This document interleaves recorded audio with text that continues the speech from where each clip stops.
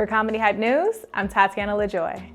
Dave Chappelle's fourth Netflix special and sixth overall is called The Bird Revelation.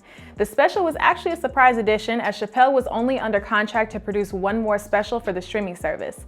The special focuses on Chappelle's thoughts towards Hollywood's Me Too movement, referencing Kevin Spacey and Louis C.K.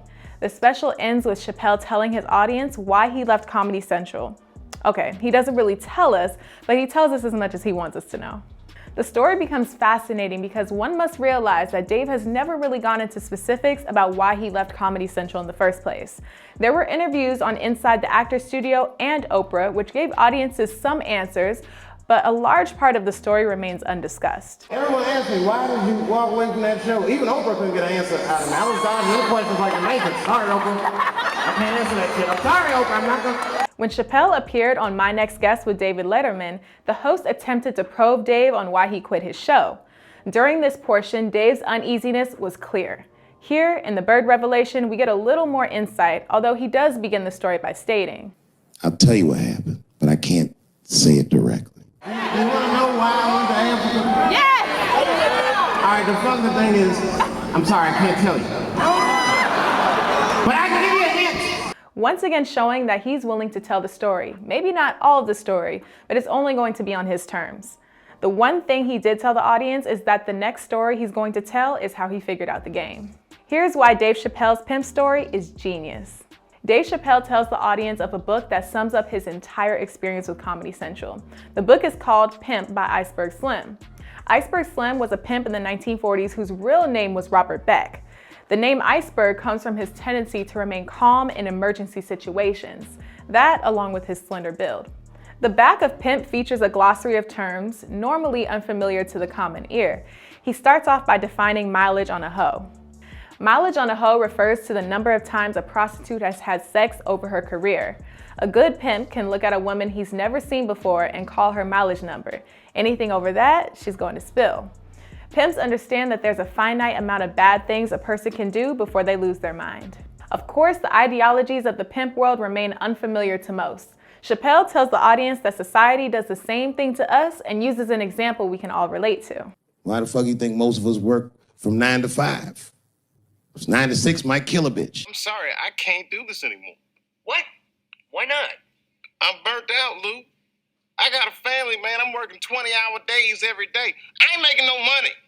Mr. Hanky makes more than me. I do Chappelle show 20 hours a day. Sleep for like half an hour, raise my kids for 10, 20 minutes, and I go back to work.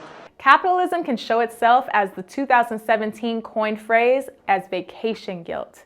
This is when people who overwork themselves at a job and are in need of a vacation with the exhaustion, stress, and lack of family time feel guilty about taking time off from the very place that caused said exhaustion, stress, and lack of family time. With David, it was Comedy Central. On several occasions, he says how stressful and overwhelmed he was doing the show. Dave does the show for his love of comedy. He was stressed, overworked, and missing his family, feeling guilty for telling jokes that the network pushed him to make. He said he felt the whole thing was deliberate. Chappelle then asks a member in the audience to define what a bottom bitch is. According to the glossary in the book, Pimp, a bottom bitch is a pimp's main woman, his foundation. She's a pimp's #1 hoe and the one that keeps the other woman in line.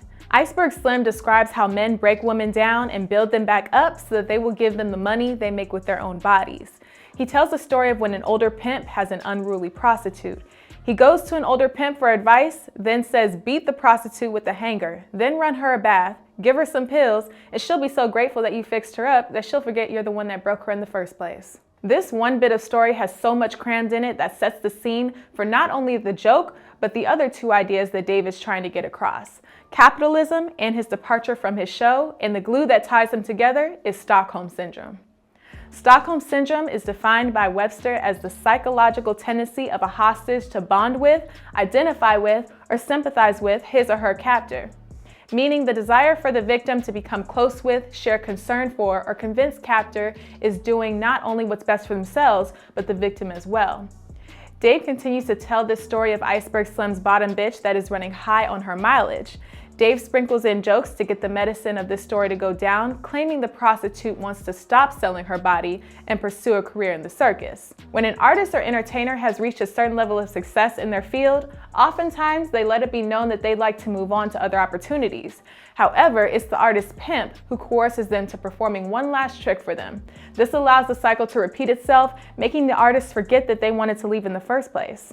The sad thing is not knowing how important they are in the first place. Unbeknownst to the artist, worker, and even prostitute can do it on their own.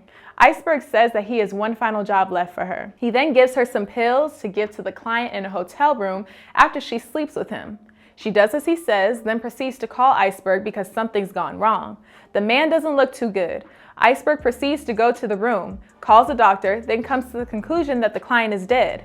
The prostitute goes into panic mode while Iceberg plays it cool. She panics and says, "We killed him." Iceberg corrects her by saying, "We didn't do anything." This part of the joke is crucial for many reasons as it hits on the trifecta of Dave's points. Just like the pimp that takes the credit and soils the success of a prostitute, he also beats her when she doesn't have his money, which is her failures. Previously on Dave Chappelle's show, this can be seen in Wayne Brady's episode that perfectly shows this relationship. Wayne collects money from one of his prostitutes that gives him a little extra. He then gets to the last girl and that gives him just a $100 bill.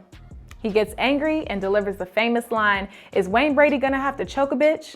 Apparently, all the success is due to him and all the failures are because of her. The pimp gives several people money to do tasks that end up getting rid of the body.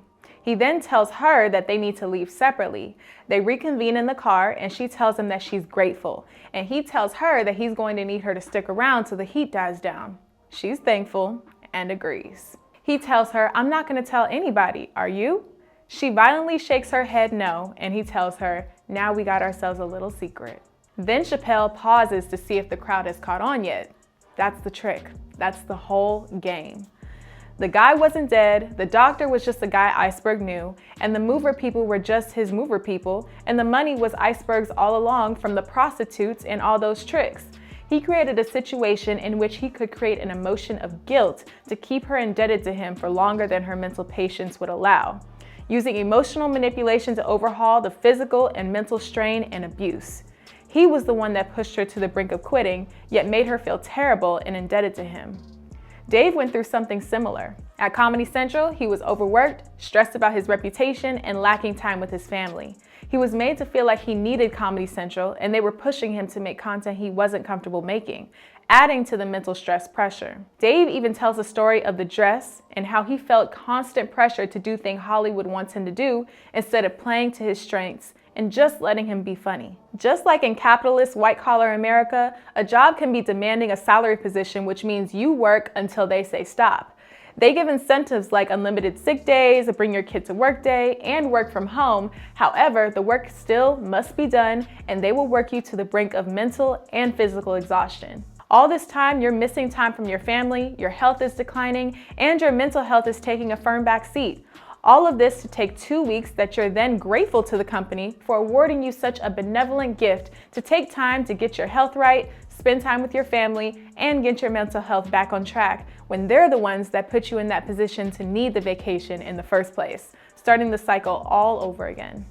This joke is genius because of Chappelle's comparison of how Iceberg Slim pimps his woman to capitalist manifesto, then comparing it to how Comedy Central or any other major network pimps its top earners to an actual pimp and actual prostitutes. Dave is a creative that wants to create on his terms without manipulation, guilt tripping, or gaslighting.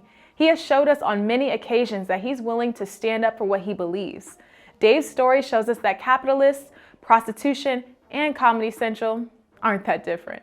Stay up to date with the latest news in comedy by subscribing here to our YouTube channel. Follow Comedy Hype across all social media and look out for original content on our new streaming service at comedyhype.com. For Comedy Hype News, I'm Tatiana LaJoy.